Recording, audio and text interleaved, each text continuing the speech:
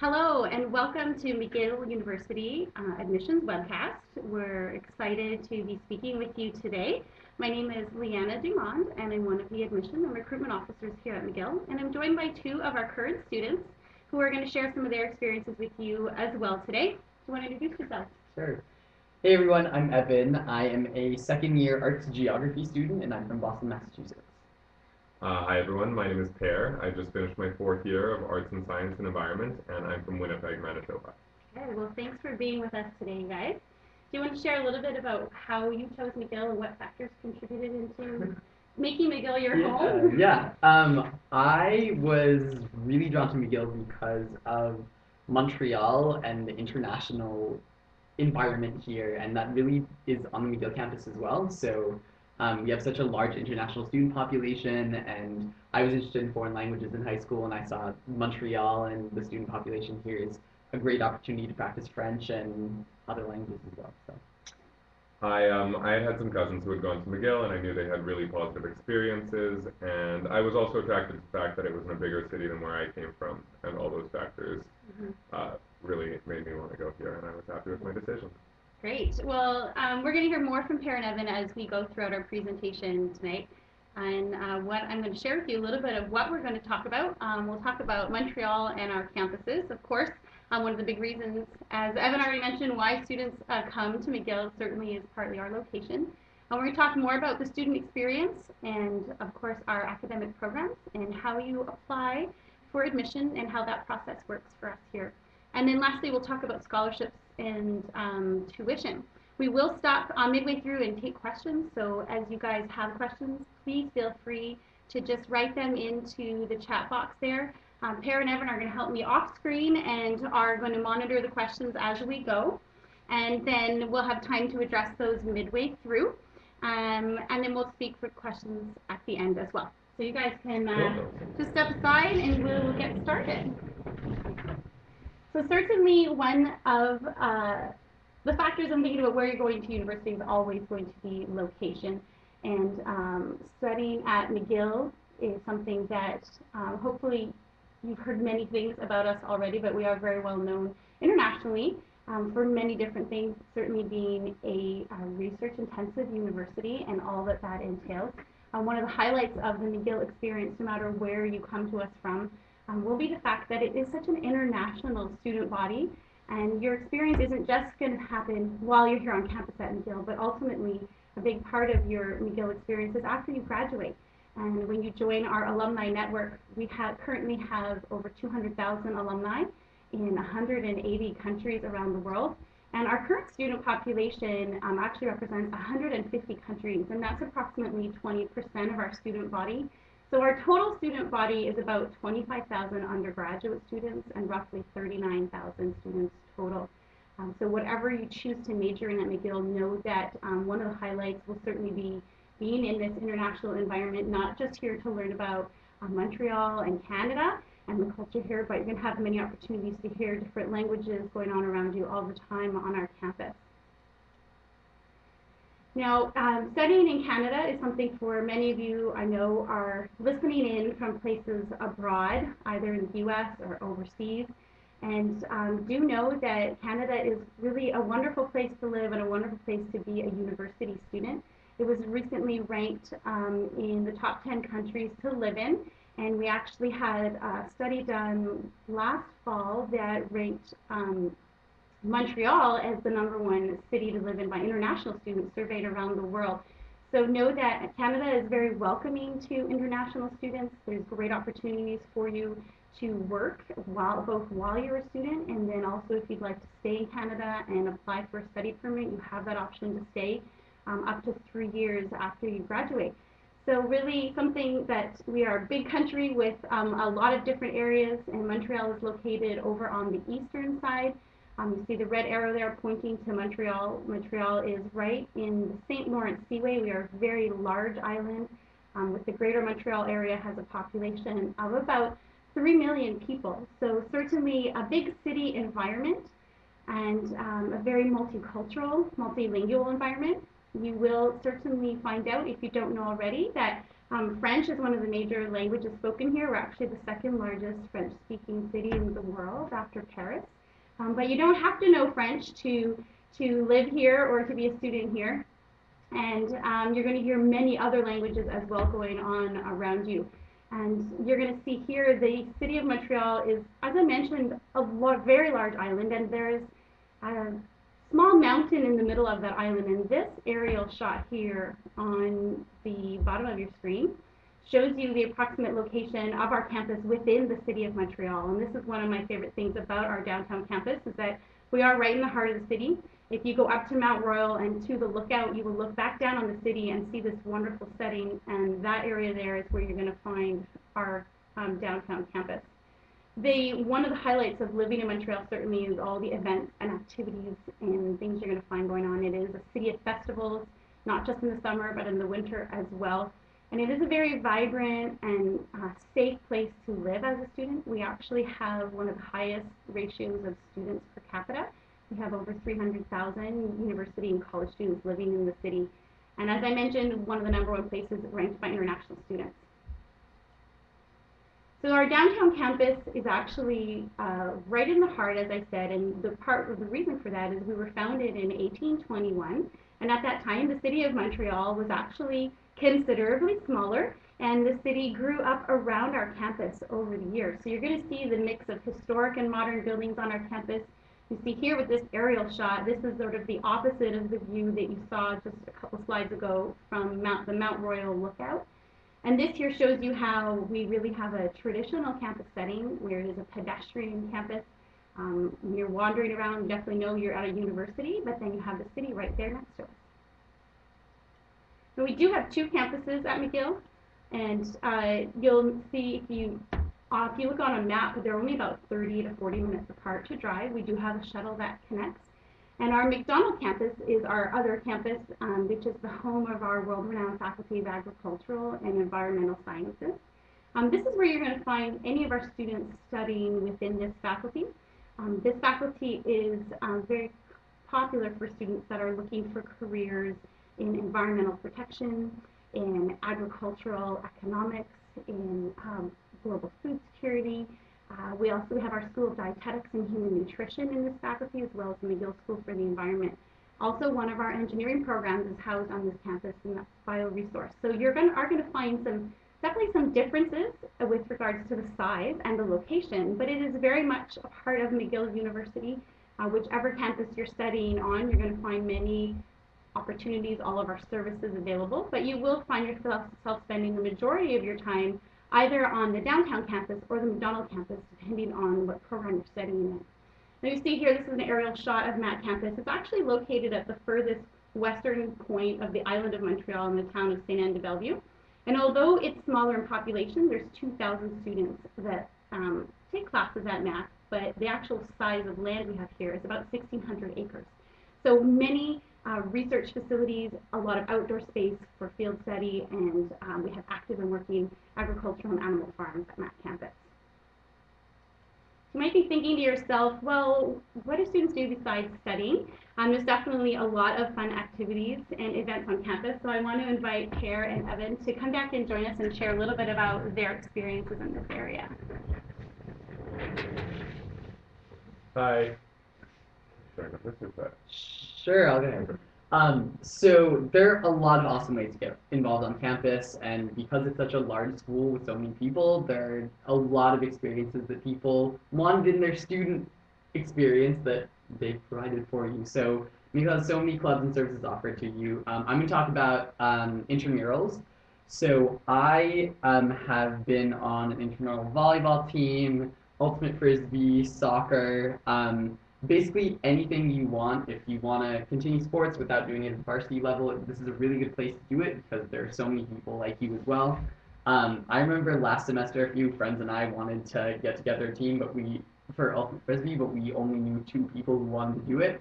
And you can just recruit people through Facebook groups and through the free agents part of McGill Athletics. So if you still want to stay in shape or just do a few pickup games with friends, intramurals are really vibrant. It's like a big scene at McGill, and you can really find your niche there, I guess. Also, if athletics aren't your thing, there are over 200 other student clubs and activities, services run by student volunteers, which include student helplines and volunteer students who will walk you home from the library late at night if you don't feel comfortable going by yourself. We also have, if you're interested in the arts, multiple a cappella groups, dance groups, volunteer groups. Our McGill Model UN actually tied with the Harvard Model UN this year as the best North American conference of 2013-2014. So the international relations students at McGill plans all sorts of events for Model UN and students interested in international relations. And at the beginning of the year, there's something called Activities Night. It'll be, I think, 2 nights in the beginning of September where all the students can come and every student-run club and service sets up a booth, and so students can walk through and see all the different clubs and services that they have the opportunity of joining. So it can be pretty overwhelming because there are so many clubs, but I think that anyone who's interested in anything should be able to find something to suit their interests at McGill.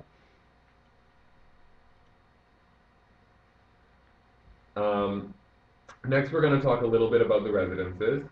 At McGill, the culture is that in first year, students will live in res, and all first year students coming out of high school are guaranteed a spot in res. After first year, students move out, but Evan's going to talk about that. Or the culture is to move out. You can still apply, but it's not guaranteed if you're not in first year. There are 3 different styles of residence. We have hotel style, apartment style, and dormitory style. Dormitory style is your classic smaller room with a bed and a desk and then a communal bathroom. This is really popular with people looking for that traditional dormitory experience. Then the apartment style will be a bunch of students either sharing an apartment or sharing a house. They'll have a communal kitchen. There's no meal plan. There's no mandatory meal plan for the apartment style residences, unlike the dormitory style residences in which students eat in the cafeteria. And then the hotel style are essentially renovated hotels. So you'll have 2 double beds or queen size beds in a room and then 1 bathroom that you share with a roommate. In terms of eating, I think there are 5 residence cafeterias, so there's always one nearby, and some of them offer late night services, so you can like get a burger at 3 in the morning, which is really, really nice. And the way it works at McGill is it's not a swipe once and eat all you can system, because who wants to pay like $15 for a swipe for a bowl of cereal in the morning? So it's a really nice system in that sense, and McGill does a really good job incorporating local food into the food they serve on campus. So usually once a month at each CAF, there's something called a local food day. And my favorite one was the last one of this year, was maple themed. You can't get more Canadian than that, I think. And so because Quebec is such a large producer of maple syrup, they had a 5-tiered maple fountain, but on top of that, they'll have locally sourced cheese, eggs from our McDonald campus, as well as apples from the campus as well. So McGill Food and Dining does a really good job of feeding you, and I have never had a bad meal at McGill, I'd say. On top of the dining halls, you also have the on-campus food places. So you have a Tim Hortons in the McLennan Library if you need, or Redpath. If you need to, get a late night coffee while studying. There's a McGill Deli. So you Subway. Subway. So you can find a lot of food on campus. Pizza. Oh, so good. The options are endless, so you will surely eat well when you're here. Sorry. Also, living in res can be a great experience for meeting people, and there's lots of life that happens. Like the residence life is an experience in the first year of McGill, and so each different hall, each residence has its own council if you want to get involved in planning services and events for students living in your residence. And then there's an inter-residence council made up of the presidents and the executives from the individual councils, which plans events and services for all resident students. So it provides a community within the residences at McGill, so people can get to know each other.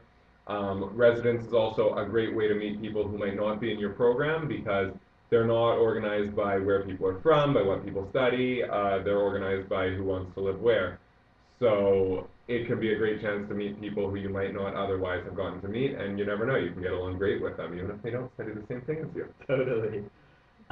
So res life is awesome. I think every student will say that their first year experience at McGill is incredible because you learn so much about yourself, but so much about the people around you as well. So residence first year is incredible, but the culture here is you move off campus after your first year. So 98% of students move into the greater Montreal community. 2% of students do stay on campus, so people can do that if they so choose. They don't get as high preferences in their residence ranking for that, but they can still do it if they so choose. But living off campus is amazing in Montreal, and it's actually very affordable. It's one of the most affordable North American cities, I think. Um, you can find a really nice apartment right next to campus too. So I'm actually moving back into residence next year to work as a residence assistant, and I'm moving further away from campus than I'm living this year. So there are housing options right next to campus, and there are even better housing options further away. So there's the Plateau of Montreal, which is a really, really nice nightlife area. A lot of culture festivals go on there. Further up, there's the Mile End, where you can get a good bagel at the Fairmont or Saint-Viateur Bakery. Literally, there's so many places to live in Montreal for a very affordable price, even cheaper than res. So if you're scared a little bit about, being forced to live by yourself, cook your own meals in your second year, if you fall into that 98%, I was a little worried about it coming here because the culture in American schools is to stay on all 4 years, and honestly, I love living off campus, and it's an experience that you will not have, if you're in the States, just in a dorm. So look forward to that if you plan on coming here. And also, the public transit in Montreal is much more efficient and affordable than Definitely. many other equivalently sized cities. So even if you're living a little farther away, it's really easy to get anywhere in Montreal very quickly. So that shouldn't be a concern. Thank you, guys. So now we're going to talk a little bit, actually we're going to take questions. So come on back. Hey. We do have a couple questions that have come in while we've been chatting. So I just want to remind you that we are going to speak about admission requirements after this. But for right now, we just want to take questions that you have specifically related to life in Montreal, culture, campus life. You have questions for Per and Evan about any specific club you're looking for. Certainly housing, there's so much to see and find in our housing. We have about 3,000 students that come into housing every year, so a lot of great options for everyone. Just a note about housing too. If you want to look at what residents are like at McGill, the McGill Residence Life channel is a really, really good resource for that. So check that out on YouTube. So we have a great question that from Sean that asks, are there opportunities for students with no background in French to learn French? So that's an excellent question. I think you guys spoke a little bit of French when you came to Montreal, but do you want to share about how students can learn more? Yeah. McGill has a French program, so if you want to take French for credit, there are beginners courses. But if you want to take French not for credit, there are also plenty of classes around the city, and the Student Society of McGill University also offers mini courses at night, which are more affordable for students, not for credit, which can be an opportunity to study the language. Mm-hmm. I took a French course here my first year, and basically whatever experience you have coming in, you can place into a French course, or if you're starting from bare bones French, you can take a French intensive, which is worth the equivalent of 2 courses, but it's in 1 semester. I've taken an intensive not with French, but in another language, and the intensive courses are really awesome. So if you want to start from scratch, you totally can, and the cool thing about it is, yes, people in the downtown speak English, or are pretty much bilingual, I would say, but once you get out of there, a lot of people speak French. So Montreal is a really good place to practice your French if you haven't been able to do that already. And I would say, yeah, you can get by in 4 years speaking English the entire time. I would strongly recommend you don't do that. It's a respectful thing to learn the language coming here into Quebec, but also learning another language opens up so many doors, and if you have those resources available to you here, you should totally go for it. And it's really easy to just go to the supermarket and, strike up a conversation in French or ask someone to help you out using your French. Or today I called a travel clinic and I was really scared to speak in French, but I pushed myself to do it and I worked out an appointment. So Montreal's the perfect place to do it, and yeah, you can learn so much. Great. So we have another question asking about the weather and what's winter like in Montreal. So that's a great question. I know you guys aren't completely foreign, being from the Northeast and from Canada, but do you want to share some of what you've seen? We have a lot of international students who maybe haven't lived through a winter like we have, and the good news is they all survive, right? Yeah. And very well. Yeah, well, actually on campus you can get between buildings underground, which is a really nice thing about McGill. You can get from the McLennan Library Complex to the Arts Building, which is like the central building on campus, all underground. So, and a bunch of the science buildings I think are linked together too. So, don't worry about it. Invest in a good coat, or not even like a $600 coat. Don't waste your money on it. I bought a $6 coat from a thrift store, and I'm doing fine. So layer up, and you'll be good. Definitely. Yeah, it can definitely get cold in the winter, and we have a lot of snow, but we deal with it, and that's also an opportunity for all sorts of winter festivals. Totally. There's a ski and snowboard club, which I didn't mention when I was talking about clubs and services, but they go skiing or snowboarding every weekend. Ski trips are an awesome thing to do in the winter, and tobogganing and skating, and there are all sorts of things that we can do outside in the winter because of our weather. Yeah. And remember that winter doesn't last all year long. It's 3 months, and we have 3 months of spring and 3 months of summer and 3 months of fall, and that is really part of the culture here, is having the true 4-season experience. So thanks, it's a great question. Let's see, we have another question here. Is there a sizable Hispanic community in Montreal and McGill? I'm Puerto Rican and would like an opportunity to still partake in my culture. I think that's an excellent question, and actually we get many students that want to come to McGill to keep learning Spanish, especially if you're from south of the border, as that's really a second language for many students. So we have many different cultural clubs and organizations on campus. Mm-hmm. So there is ways to do that, not just for specifically Hispanic, but many different communities. And Montreal is really a city of different ethnic communities. And because of our history, we're a very old city, and we've had immigrants to Montreal from many different places.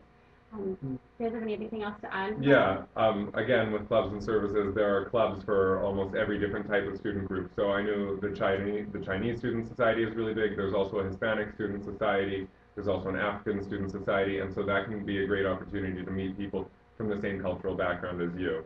I have a good friend who's from Colombia. I actually know a few students from Colombia. There's definitely a Spanish-speaking population at McGill, and there are also Spanish-speaking neighborhoods in Montreal, like around Jean Talon Market. There's a lot of Spanish. There's a Portuguese community, so that's not Spanish, but there are lots of different communities in the area. Sure. Yeah. Let's see, we have another question about how do students get around. Per mentioned that, who talked about transit? One of you mentioned transit, and that we do have an excellent transit system here. But do you want to talk a little bit about, do I need a car, is really the question. You do not need a car. Bring it. If anything, a car is a hindrance. I walk everywhere. I live close enough to walk, and in the summer I can bike. Yeah, we have the top ranked, or 1 year we were the top ranked public transit system in North America, which is amazing.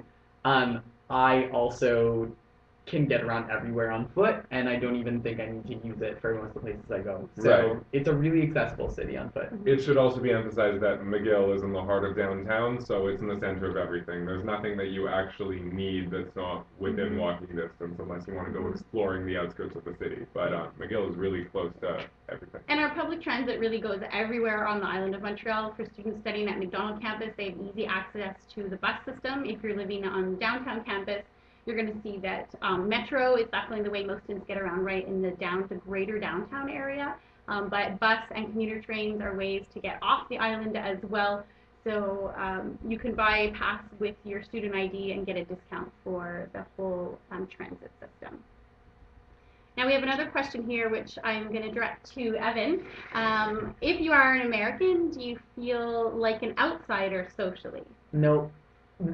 No, in fact, Canadian culture is so welcoming to people of all any background. Canadians are amazing. And to the point where I think I'm going to apply for citizenship because um, Canada's such a welcoming country, and most of my friends are Canadian here. I know plenty of Americans. I think 6% of our student body is American, but I've never felt ostracized from my social circles. Mhm. I've always been welcomed by people. Yeah. And we have, and it's not just students from the northeast of the U.S. Really, I want to say we have almost all 50 states represented. We really have an excellent representation from across the country. Yeah. And of the 20% international students at McGill, yes, as an American, you are part of the international student population. They're definitely the largest country represented. We have 2,200 American students on campus right now. So definitely, you will be in good company. Mm. I see one question now, which is actually going to be a great segue into our next slide. So I'm going to keep us moving forward. And that's a question about study abroad and some of how we do academics here at McGill. So I thank you guys for your questions. Keep them coming as we're talking. If you think of any more, just jot them down, and I promise you we'll get to them at our next Q&A session. So you guys can just stay here. We're going to talk about. They're getting a little shy. They want to leave. We're going to talk about academics and how do you acquire knowledge. And this is obviously why you're coming to university, I hope. And you're going to find your learning happens here in a lot of different ways. We certainly have our traditional learning environment, which is in our classroom lectures. So like you'll find at many universities, the majority of your classes will be lecture style format. But that's about where it ends as far as typical. There really is hard to give you a specific average or what one student has. It can be very different from the next depending on what program you're in and what year you study. So I'm wondering if you guys would just share a little bit about your class size experience, your experience getting to know your professors. Yeah. I started off my freshman year in linguistics, and the largest lecture I had was 120 people. I also took 2 foreign language courses, which each had between 15 and 25 people. So it's all dependent upon the program that you're in, definitely. And I found my professors extremely approachable, even in those larger lectures. So I actually went into one of my professor's office hours 2 weeks ago to talk, because I switched into geography. And I was just like, hey, I want to do geography. What can I do with my life? And we talked it out, and he gave me some really cool options. And professors were really engaging and like talking with their students. And honestly, if you go and reach out to your professors, they will reach back. And I know plenty of friends who have research opportunities and are working really closely with professors because of their, effort to go out and make those connections. So even if you're in a large lecture, if you take the initiative to go and talk to your professors, they really appreciate it and will help you out. I'm in arts and science, so I started out my first year taking the big science courses, and you will find that those main intro, bio, chem, physics courses are required by a lot of students, so they are larger. They can be up to 600 people, but at the same time, they all have labs with TAs, and the labs will be about 20 people in size, so you'll have a TA who knows you by name and who you can go to if you have any questions, or you can approach the professor. They always have office hours. But as my degree progressed, by my 4th year, I had classes that were 15 people. Professors knew my name, so it really decreases as you get more specific in your field of study. Yeah, that's some good advice here. And know that at McGill we only have one very large lecture hall that would be the one that seats 600 students. Most of our lecture halls and classrooms are much smaller in size. And you may find 100 students, 200 students in a freshman year class. But again, you're always going to find, if you are in a large lecture, that there will be a seminar, a lab, or a tutorial associated with that lecture that happens 1 hour a week, where you will be in a smaller setting from 15 to 30, 35 students. So know that there's many different ways that you're going to be able to approach your professors, and that it is always our professors that are teaching our lectures. In some cases, in other institutions, you may find that TAs will be the ones lecturing to you, and that won't be the case at McGill. So there are many opportunities as well for you as undergraduate students to get involved outside of the class. Research opportunities have been mentioned, and this is something we definitely encourage and really recommend. You may not know yet what area of research it is you want to get involved in, but certainly in that first year, getting to know the upperclassmen, go to the science undergraduate research fair that happens every fall and talk to the students and ask how they chose their area of research. Certainly you're going to get ideas from your professors, and that's where some of those mentoring relationships come in and can really have a great impact on your undergraduate experience. And then there are ways that you can do internships, exchange programs, and field studies. So all of these opportunities are available to students in all programs. And actually, Per had the opportunity to do field studies. Yeah, I did one of McGill's field study semesters. There were a few field study semesters in different locations. My field study took place in Panama, so I spent 4 months from January through May instead of in Montreal, in Panama, studying, taking McGill classes with McGill professors, but instead of in the classroom, we were in the field. So our biology class took place in the rainforest. We would go and identify species and learn about them. Our history class, we went and we saw ancient ruins, and we learned about ancient cultures, and we took an environmental management class, and that involved like seeing how people were changing the environment in different areas. We went to a coffee plantation, a banana plantation. We got to see all sorts of stuff like that. The field study in Panama also worked in an internship that McGill organized so we could do research with a partner institution. And McGill has partner institutions all over the world, be they universities or research institutions.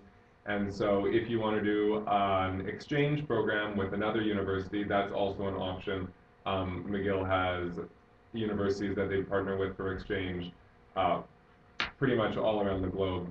And they also, if you want to do an internship over the summer kind of thing, and you don't necessarily have your own connections, McGill has tons of connections through each department, and lots of people that I know personally have gotten great internships through McGill. I know someone who interned at the UN, I know someone who's interned, I know people who have interned all over the place, Smithsonian, World Health Organization. McGill has a lot of connections if you want to pursue research that they can set you up with.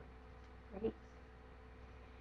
So I think you're getting the theme here is opportunities, and what I want to talk now about the academic programs and how do you choose your major and decide what it is you're going to apply to.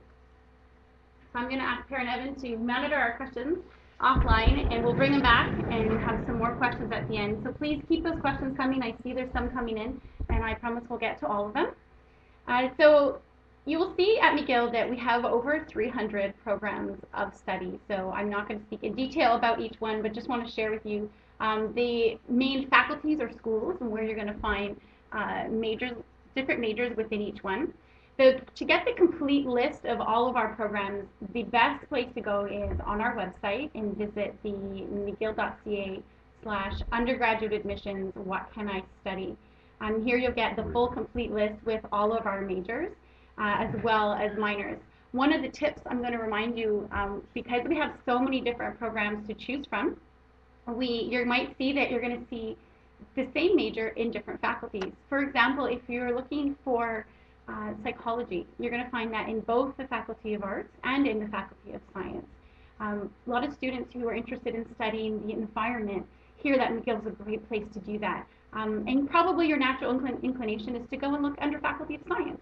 Well, that's correct. You can look at it under Science, but you're also going to find it under the Faculty of Arts and under the Faculty of Agricultural and Environmental Sciences. So do go and view our complete list. That's really going to be the great way to see all of the majors on one page. And then you can click through and get specific information. Do note that we don't have direct entry for admission for students coming from high school into dentistry, law, medicine, physical and occupational therapy, or social work. There are a couple exceptions depending on some of the overseas high school curriculums. You may be able to apply to physical and occupational therapy or to social work, but in most cases you'll find that these main ones here, agricultural, environmental science, arts, education, engineering, management, School of Music, School of Nursing, and Faculty of Science are what you want to be looking at. So if you go and go to our What Can I Study webpage, this is what you're going to see. And there's two great links here for you. So there's two views. One is a PDF file that you can open, and that's the What Can I Study, which is one page, all the majors, and many of the minor programs are listed here. This is really the quick once over. Let's get a good idea of what McGill offers. When you apply for admission to McGill, you're going to have the choice of putting 2 programs on your application for admission, and we will give you admission decisions for both of those program choices. So go check that out, because that really helps you to pick the faculties you might want to be applying to. And then the second link is where you can go to actually go directly to each faculty or school homepage and see the specific major information, what kind of classes am I going to take if I choose that major. So bookmark this page, take a screenshot of it, whatever you need. The mcgill.ca/undergraduate admissions, what can I study, is where you can go and find our complete list of programs. Now, I mentioned when you apply, you're going to have 2 programs to choose from. So I want to talk about how the application works and some of the requirements. The most important web page is our applying/requirements page. We have an excellent online tool here, which we call the application search tool. And this is where you can go in and indicate what high school diploma it is that you're completing, and then choose from there which program you want to study, and this is going to populate a screen that will list for you all the admission requirements and very important deadlines and such for the programs you're interested in. Admission is based on what type of high school diploma you're getting, and not what nationality you are or what passport you hold.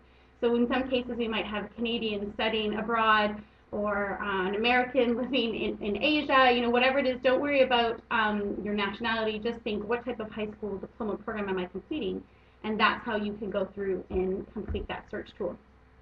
In general, when we're looking at admission, the admission decision is based on your academic results and your test scores. So something you might find different, especially if you're applying mostly to US schools, this is something that can be a little different.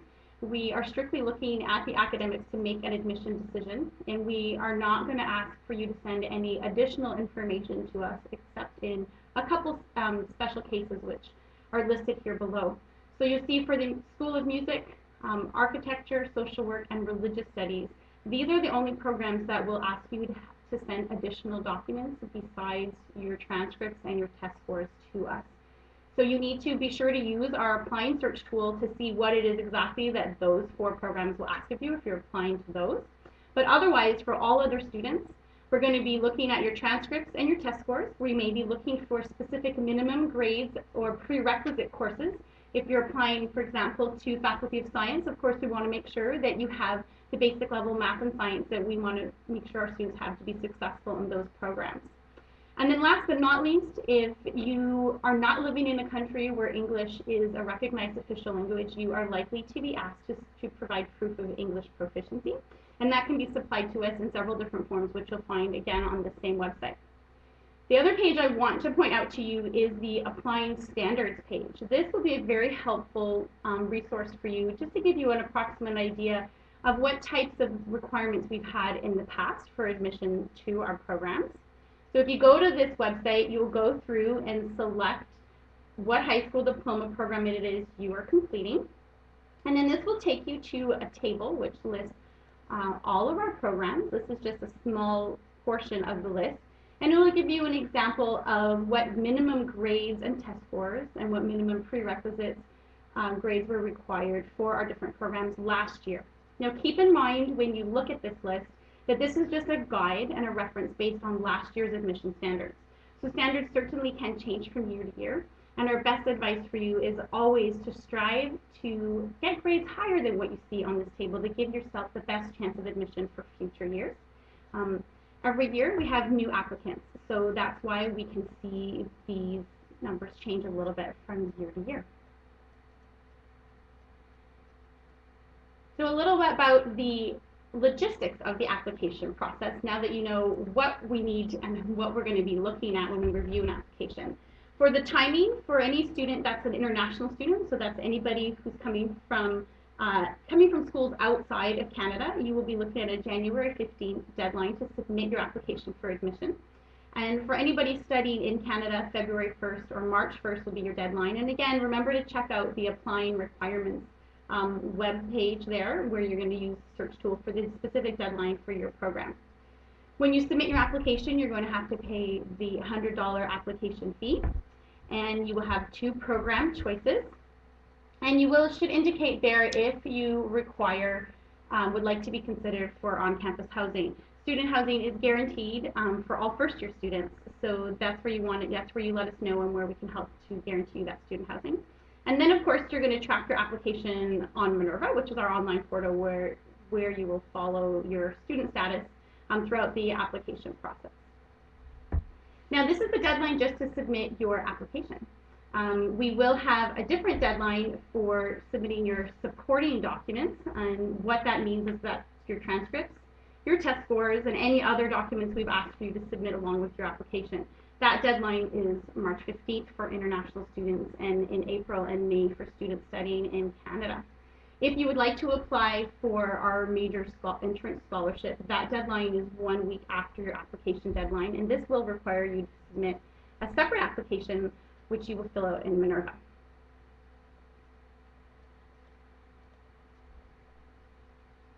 So on the topic of scholarships, we want to talk a little bit about costs and what does it cost to be a student at McGill. And what you see here are the international tuition fees for students from the 2013-2014 academic year. You will see at the bottom as well, if anybody there happens to be a resident of Quebec or of Canada, we have the fees listed at the bottom as well. The fees do vary depending on what program it is you choose to study. We are a publicly funded institution, and we get a different amount of funding from our government for the different programs, so that's why there's a range in the fees. And then you'll see listed also the approximate cost for housing, for food, and all of the additional fees associated with health insurance and books and supplies. Now know that you are eligible to apply for both bursaries and scholarships at McGill, so this includes need-based aid, which is our bursaries. That's the aid that is based on your financial need. These are kind of like grants or scholarships in the sense that it's free money. You don't pay fees or have to pay interest on any bursaries. And then the merit aid is anything that you have achieved, and so that's through our entrance scholarship program. We have two types of entrance scholarships. One is the basic entrance scholarship, which everybody is automatically considered for upon getting your offer of admission to McGill, and that is a one-time $3,000 scholarship. There's no separate application needed. We will just look at all of your academic records and determine your eligibility for that scholarship. If you would like to apply for the major entrance scholarship, this is a scholarship that is looking both at your academics and your involvement and extracurricular involvement outside of the classroom. So that's where we need you to fill out a separate application. We're going to ask for reference letters, an academic one and an activity-related one. We're also going to be asking you to fill out answers on several questions. So these are quite competitive scholarships. You'll see here some approximate averages that have been used in the past for these different scholarship programs. But these are open to all students, both bursaries and scholarships, or all international students are eligible as well, of course, as all Canadians. So I would like to invite Per and Evan back to join us. I know we've had several questions come in, and see what else we can answer for you. Okay. Let's see. So someone has asked where they can study abroad specifically at McGill.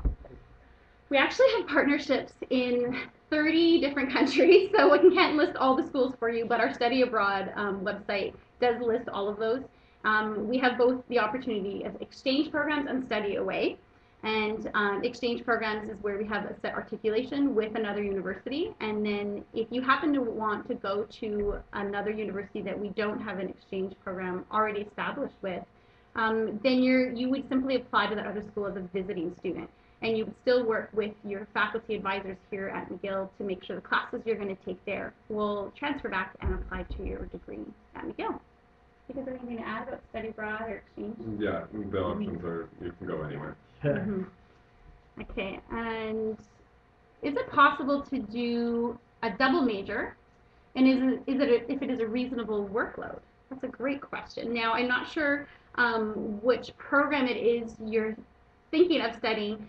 Certainly, double majors are possible. Actually, Per is kind of doing a double major right now. He's actually in a dual degree program. Do you want to talk about that? Okay, well, my major isn't technically a double major because I'm in an interdisciplinary program, but if you are interested in a double major, the arts and science program might be one for you. If you're interested in two specific things, if they're both in science, then you can do a double major in science. If they're both in arts, you can do a double major in arts.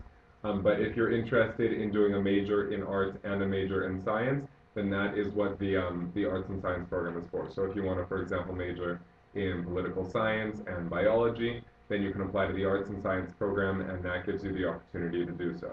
A double major is possible. My major was the size of a double major, but I mean, it was just focused on the same thing. I did environment. Half of it was in arts and half of it was in science. It just eliminates some of your elective classes. So you have less free classes to just kind of take things outside of your program. But I found at least that because my program was so big, I was able to take so many different things within my program that I didn't really need classes outside of my program, but maybe I was focused on something I was interested in, which is ideally what you're doing if you want to take a double major anyways. I don't know if that answers it. Yeah, Yeah. yeah. Anything to add to that? Minor? I have a major in geography right now, and I'm minoring in Spanish. A lot of students do minors, and if you decide that you're taking courses in a faculty and maybe a double major is too much, you can always tone it down to a minor. And yeah, I mean, if you have two subjects that you really like, I know a lot of people who are doing double majors, and it's really a manageable thing to do. Another thing that some students will do is they'll do two minors. So you can do a major and then maybe instead of a whole nother major, focus on two smaller things. And so that's another chance to broaden your studies without taking on as much of a commitment in one area. Yeah, and I think the key is planning ahead, which obviously you are now by asking the question. But the key is to speak with your advisors and make sure that you're taking the classes in the order you need, because there is going to be a little less room for error, let's say, and you're going to use up some of those elective credits from your degree to do a double major. In some cases, there are some restrictions on doing double major between two different faculties, so that's something where you have to plan that out with your advisors to make sure you can fit it all in. In some cases, students will have to extend their degree plan to do a double major. So there's several variables depending on which one it is that you're interested in. And like anything else, one of the biggest adjustments in university is time management and learning how to be a university student. So one of the keys you can do to help make that manageable is utilizing the resources here. Our first year office has a lot of great workshops they do, study skills, time management. I know there's a lot of services in residence with upperclassmen helping each other. How to manage your first time living through midterms. You know, that's probably one of the most stressful times in university. And so that's what's going to really help you to make it manageable, definitely for all students, but certainly if you're looking at doing a double major. Let's see. Is it necessary to speak French to obtain an internship or a job in a city or university? So that's an excellent question. It depends on where your internship is. So of course, if your internship is in Montreal and dealing with the public, then yeah, there might be a French language requirement. But many of our students do their internships outside of Montreal. They might go home or go abroad to do them. So in that case, depends on where you're going, obviously. Do you guys want to talk about part-time jobs? Yeah, well, there are plenty of jobs on campus, which is ideal for international students because then you don't need to deal with visas. And those are all in English because McGill is an English institution. So although Montreal is a great opportunity to learn your French, if you don't speak any French, you're still fine at McGill. It's not like that'll hinder you in any way. That being said, any language can be an asset when applying for jobs. I mean, it's always great to have another language under your belt. So, and we actually worked in the same office in 2 separate years, but same job. And it's an English office, but we had to make calls to places in Montreal. I remember I got a call from Elections Quebec, and they started speaking at me in French, and I was like, okay, well, they expect me to speak in French. So it's always an asset. And I think even if you're applying somewhere on campus for a job, if they see that you speak French, that's definitely an asset. So not necessary, but definitely But there are also jobs for people who don't speak French. As they say in French, l'homme qui sait deux langues en vaut deux. The man who speaks 2 languages is worth 2 men. So. That's excellent. Yeah. So like anything, a lot of students like to get part-time jobs in the service field, so working in tourism or working in a coffee shop or a restaurant or retail stores, and certainly in those cases, most likely your employer is going to want you to have some level of French for dealing with the public. But there are many jobs, certainly, especially at the university, that don't require you to speak French. Also, if you do want to work at a restaurant, you might not be able to be a waiter if you can't speak French, but you can be a dishwasher, you can be a cook. You can Bussing not deal tables, with, exactly, yeah. Okay, so then we have a question here about AP credits and how they're used. So definitely, we will recognize AP credits. Anybody with a score of 4 or better on your exam, your class will be evaluated for advanced standing credit. We also, if we have anybody watching or listening who is doing IB credits or is in A levels or French baccalaureate, there's many different advanced standing type high school programs out there. And on our website, under the transfer credit page, you can see actually a full listing of course equivalencies to the McGill program. We do a maximum of 30 credits of advanced standing for entering freshmen, which will give you about 1 year of credit. And let's see, lots of questions here, so keep this coming. This is great. Is McGill involved in the political community? That's a good question. Certainly, we have many student organizations that are politically minded type organizations on campus, so that's one thing. But we also have students that are members of government, actually. And we have both at the provincial level and the federal level, we've had students that are members of some of the different political parties, so we're actually serving now as MPs. So I'm not sure which level of involvement you're looking at, but whether it's through club level or your own initiative and involvement, there's many ways to do that. Yeah, I actually can think of 2 people who are running for posts in Canada. So someone's running like as a Green Party candidate in Ontario, and another person who is running for like Toronto City Council. So yeah, there's students in politics. Also, a big thing on campus, I'd say, is social justice work. There are a lot of people who are interested in anything from food politics fossil to fuel divestment. yeah, all sorts of racial issues, gender identity, sexuality. So there are a lot of ways to get involved on campus regarding that. But Montreal also has, a large political scene, and people, if they're angry about something, will voice their opinion. So it's a really cool, you get to hear a lot of perspectives coming to Montreal and to McGill. There are definitely tons of campus groups involved in every level of politics, from campus politics to local politics, provincial politics, federal politics. The poli-sci program at McGill, I think, is one of the biggest ones in the arts faculty, and there are lots of students who are looking into going into international relations, international development. Politics is a big thing there. Yeah. So we have a question about financial aid, and it depends on where you're from, how financial aid works, but you always must apply for financial aid first to your home government, and then whatever missing amount of need you may have, depending on the cost of your program and how much aid you're getting from home, that's where if you apply for bursaries to McGill, we will see if we can help to fill that gap in need. Bursaries are based on financial needs, so it really depends on your personal situation, and you will have to apply at home. So as an American, you apply through your FAFSA program. If you're from another Canadian province, you're going to apply through your provincial government, and everybody can apply for those bursaries. They can vary in amount, and it's really based on a personal situation, so hard to give you an idea of what you might expect. You can see some approximate award amounts on our scholarship and student aid website. And along with that, remember that we have entrance scholarships as well available for everybody. We asked what is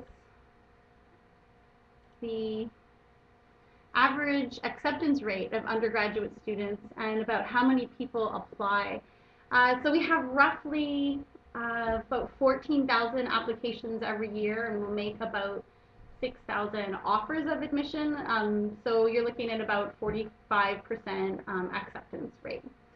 That's really, doesn't tell you a lot, it really depends on the program you're applying to. So if you really want to get a better idea of your chances of admission into the specific program you're looking for, be sure and go through that application search tool that we showed you earlier in the presentation and the Applying Standards website. That really will show you the minimum grades that were required last year and for previous years to the program that you're looking at. Let's see, I think we have time for a couple more questions here. If you just more questions here about financial aid, and really the key is to contact our financial aid advisors. They are very used to working with students from all over the world and are there to help you. The process, the application is done online, so pretty simple application. And then, of course, if you have any questions, you can email or contact them. Okay, we have another question for you guys. Why did you choose McGill over other universities? So, for me, I know it's a little arbitrary, but McGill's ranking and international reputation was a factor in choosing it. McGill is recognized around the world. Many people have heard of it, and it's a well-respected institution. But I had also had, like I said before, cousins who came here, and they had a very positive experience, and so that was a big thing. Some other universities that I could have chosen were in smaller towns, university towns. I was attracted to the fact that it was in the middle of a downtown. But I really think that its reputation had a huge impact on my choosing it. Not that necessarily, I don't know how much the reputation means, but I don't know. I'm really happy with my decision. You went to a lot of universities. Yeah, no, in the United States, people are neurotic about universities, and a big part of it was the cost. Tuition in the United States is absolutely ridiculous, and I don't get why students aren't protesting it. But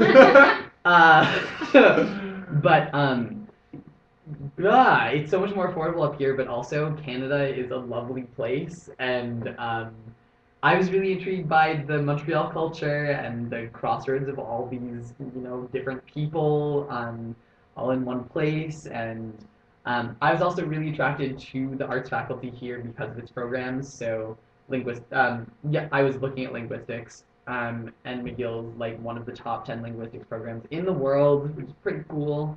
But also the foreign language instruction here is amazing. I wanted to take modern Greek, which it was only available at like 2 other schools that I applied to, and I was able to take that last semester. So they have really specialized programs, and everyone who I talked to at McGill, students when I was looking at McGill, said that their foreign language faculties were incredible, and they are. So I'm really glad I ended up here. Yeah. Yeah, I don't think I realized when I was applying, but McGill has a good reputation for a reason. Its professors are well respected. It has all sorts of programs and opportunities and connections, and it can really offer many things even after you've graduated. So I think it was a great decision. I even remember I had a pen pal in China in high school, and like we were going back and forth. And she's like, "Oh, you picked a university yet?" And I was like, "Yeah, I'm not sure if you know it, but McGill in Montreal, Canada, like, it's a fun place. I don't know." She's like, "Oh my God, you're going to McGill!" I was like, "How did you know this?" That's funny, actually. Yeah. So yeah, because there are students from all over the place, that information kind of disseminates everywhere, and people find out about it. So. And having alumni in 180 countries, I think, probably has something to do with that. Yeah, right? maybe. Well, and it's also fun to come here and meet students from all these countries. I remember on my floor in Res, just down the hall, there was someone from Brazil, there was someone from Nairobi, I had someone from the Netherlands. I had, just on my floor, I had people from all over the world, and it was so fun. Someone from Kuala Lumpur. Mm-hmm. It was, yeah. Thanks, you guys. So we have time for one last question here, and it's about admission. Do you have a greater chance of admission if you take prereqs like pre-calculus, even if you were applying for a program that doesn't require it? So it really depends on the student and the profile. Certainly you're not required to do pre-calculus if you're applying to arts, for example, because math is not a prerequisite. But it's really about the strength of your overall GPA across all your academic classes. So if you can get an A in pre-calculus, that's great, and that's certainly going to help you for admission. But don't take a class that is more than you can handle, where your grades are going to suffer significantly because of it. And in general, that would be our best advice to you, is just plan well, pace yourself well, and really it's those transcripts and those test scores that are going to be making the admission decision for you. So I would like to thank our guests today for joining us, and hope that this has been informative and helpful for you. If you have more questions after this, please don't hesitate to send us an email to servicepoint@mcgill.ca, and hopefully we'll get to see you on campus one day soon. Thanks, and have a great search through your college application process.